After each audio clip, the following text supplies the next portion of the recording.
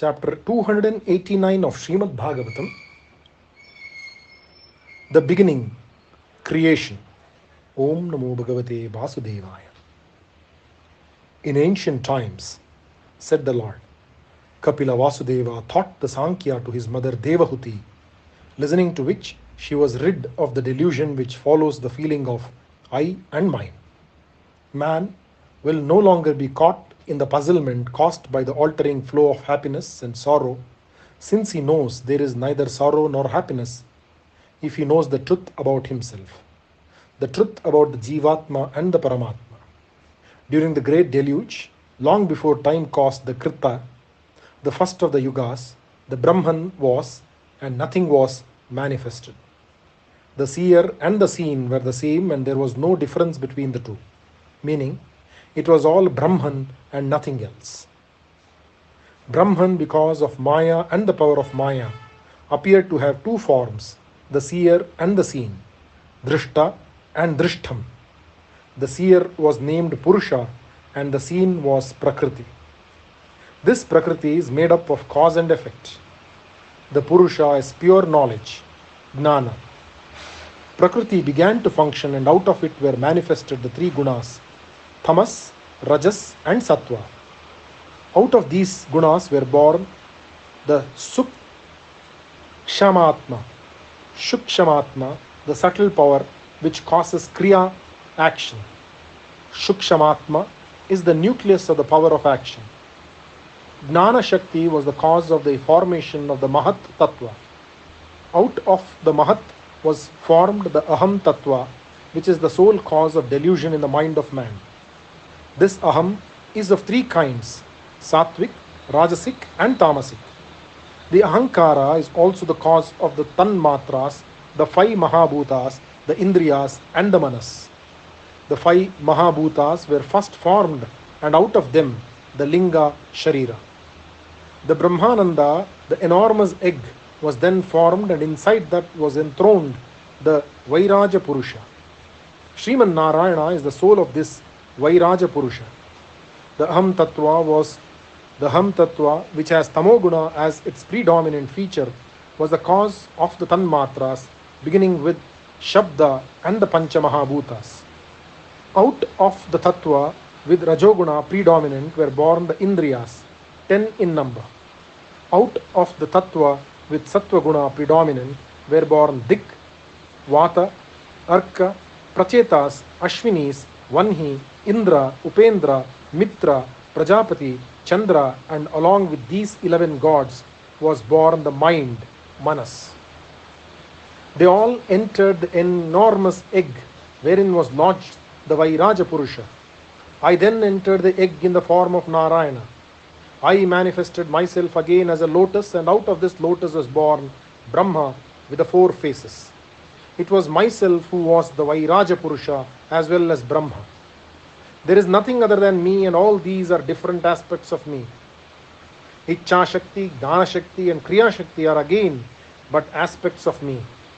This Brahma, who is the personification of the Rajoguna, created the three worlds by name Bhu, Bhuaha and Suvaha.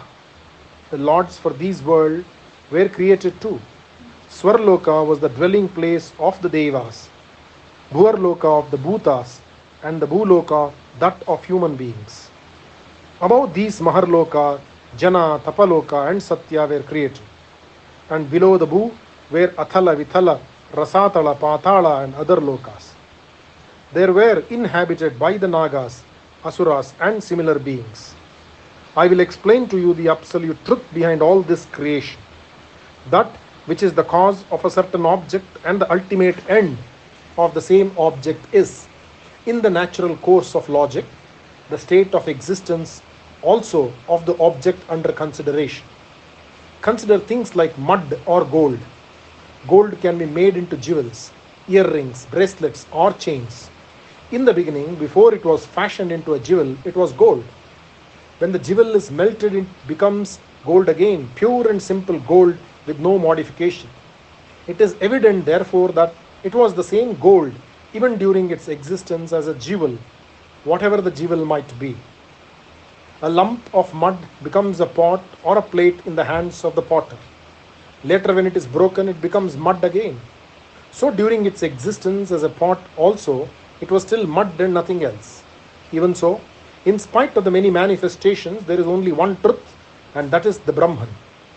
For the sake of action, Aham and Mahat were created, or rather fashioned, and these have their existence only in Prakriti, which is the first manifestation of the truth.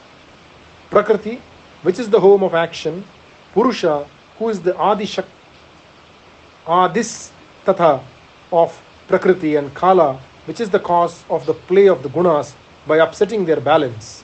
All these three are but aspects of the Brahman, and I am that Brahman. Om Namo Bhagavate Vasudevaya. Shri Krishnarpanamastu. Chapter 290 of Shrimadbhagavatam, Bhakti Yoga, again and again. Om Namo Bhagavate Vasudevaya. Uddhava had been listening very carefully to the words of Krishna, who was explaining the different yogas to him. Krishna had also been explaining to him the methods of approach to the Brahmi state. He has just spoken about the Sankhya and about creation. Krishna now told him about the end of creation. He said, I have told you that out of Prakriti is born the Mahat, and this becomes the Aham Tattva. Out of this are born the 5 Tanmatras, and then come the Mahabhutas and the rest of creation. At the time when the end comes, the earth, the grossest of them all, gets lost in water, the water in fire, the fire in air, the air in ether, the ether in Tanmatras, they in the Aham Tattva, and this in the Mahat. Mahat becomes one with Prakriti, and Prakriti in her turn becomes one with the Purusha, and again there will be the Brahman and nothing else. This, in short, is the beginning and end of creation. Krishna was silent, and Uddhava, with the unsatiable desire for knowledge, asked, Krishna, I have heard you expound on the different yogas. I have been listening carefully, and I have come to the conclusion that Jnana Yoga, which you have described, is very difficult to practice unless man has his mind completely under control. I do not think I will ever be able to take to it. Even great yogis have found it immensely difficult and almost impossible to control the wayward mind.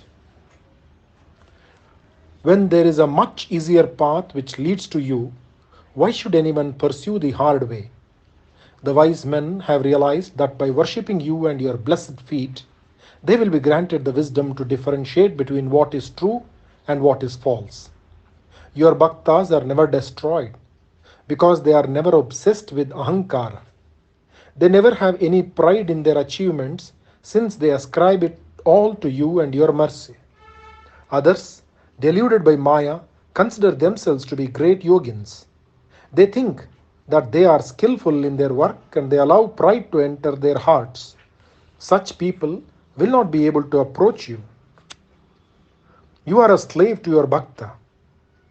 Bali, the Asura monarch, Nanda Gopa, the king of the cowherds, and the gopis who were ignorant of the ways of the world were all dear to you. They would think on you and only you incessantly, and they have accomplished what Brahma and Indra have not been able to do. When you were born as Rama, the monkeys were more dear to you than all the devas. When you are so easily pleased by mere bhakti, why should man strive after the difficult yoga named Jnana Yoga? I consider myself to be your bhakta because you are ever in my thoughts, and I love no one else but you. I am not eager to have any riches or for any place in the heavens, nor for salvation. You are my Acharya, and you are the one who dwells inside me. Krishna smiled his beautiful smile and said, Uddhava, you are really dear to me, and I will now tell you once again the secret by which man can conquer death, fear of death. Man who desires to please me should think only of me. His mind and his thoughts should all be only about me. His love for me should be constant. He should follow with love my ways of teaching, and he should act in such a manner that I will be pleased. He should follow the behavior of my bhaktas like Narada, Prahlada, or Dhruva. One is divine, one was an asura child, and the third a human and also a child. My bhakta should worship me always. By worship, I do not mean the bhajans in which several people combine and sing, more to impress others of their pity than because they feel like doing so. I do not ask for puja with chatra, chamaras, simhasana, and such ostentatious offerings. One need not observe any vritas like Ekadashi and other such severe tasks, nor does he have to go on pilgrimages to all the holy spots in order to worship me. I am pleased if, with a clear mind, man makes an attempt to see me in everyone and everything. I repeat, I am pleased if, with a clear mind, man makes an attempt to see me in everyone and everything. If he realizes that everything is pervaded by me and only me, there is then no need for him to perform any japa or tapa, since he will be an evolved soul. The avaranas do not envelop him, and so he is free like the air or the sky. The wise man is he who has realized me, and to him everything looks alike. All things seem to him to be but manifestations of me and only me. He finds no difference between a high-born and a low-born man, since he loves both with the same affection. He sees me in the sun, in a spark of fire, in a man whose equanimity is evident, and in a man full of cruel thoughts. He knows that the same Brahman dwells in all these, and because of the avarana, they do not realize it. To a man with thoughts like these, it is easy to be without ego or envy, arrogance or hatred. It is unbelievable but true that the wise man who can see the Brahman in everything around him, who has shed all desires, who is unaffected by the opposites, who is unmoved either by pain or by pleasure, will reach the Brahmi state. I can assure you of it. His Atman, lodged as it is in this perishable, false cage called the human body, will reach me who is eternal, who is the truth. This, which is a secret even from the Devas, has been taught by me to you, since you are dear to me and you are my Bhakta. I have taught you the Jnana Yoga also. When Bhakti and Jnana are combined in a man, he is sure of attaining salvation. Anyone who has followed this lesson which I have taught you will surely reach the Brahman who is the secret of the Vedas, the quintessence of it. One who reads this lesson of mine to you every day will draw nearer and nearer to me with the light of Jnana and will become pure in thought and deed. I repeat, one who reads this lesson of mine to you every day will draw nearer and nearer to me with the light of Jnana and will become pure in the thought and deed. One who listens to this discourse will never be entrammeled in the meshes of samsara, which is made up of karma. I repeat, one who listens to this discourse will never be entrammeled in the meshes of samsara, which is made up of karma. My friend, Uddhava, have you learned the lesson well enough? Have all your doubts been cleared? Have you now shed the sorrow which you had before you came to me? Are you now free of all the delusions?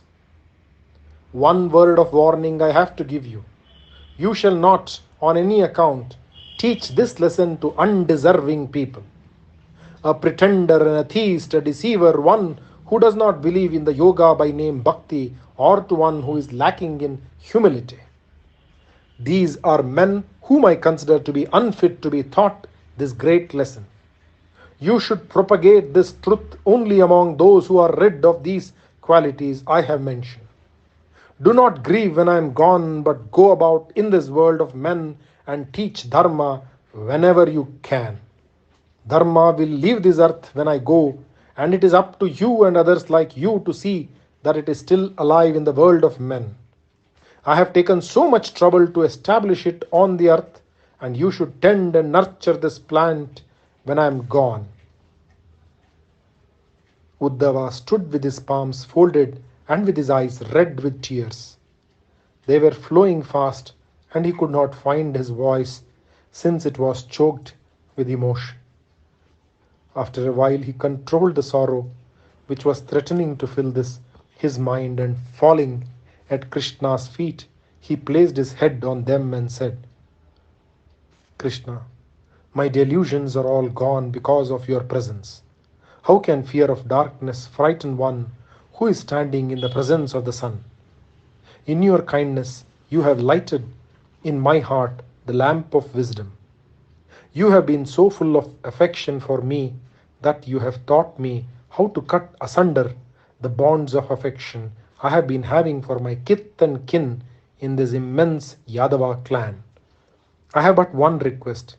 Please grant me that this love of mine for you, this bhakti I have for you, will never leave me and will be as firm as a rock in this weak and wavering heart of mine. Krishna smiled with infinite love in his eyes and said, Uddhava, proceed to the ashrama by name Badari, which is mine. Ganga flows there, and the very sight of her will be enough to rid you of all your sins. Stay there, bathing in her waters, and live like a sannyasi with your thoughts set on me. After you have done all that I have asked you to do, you will reach me. Uddhava left his presence with great unwillingness. Steeped as he was in the lesson of Jnana, still he could not leave Krishna. He followed him to Prabhasa, and during the last hours of Krishna, Uddhava was there with the sage Maitreya, who had also come there. Krishna once again spoke to them, and he returned to the glory that was his own. When the Lord went, Dharma, purity, beauty, and all that was good and great went with him, and Mother Earth was left lamenting. Om Namo Bhagavate Vasudevaya. Shri Krishnar Pranamast.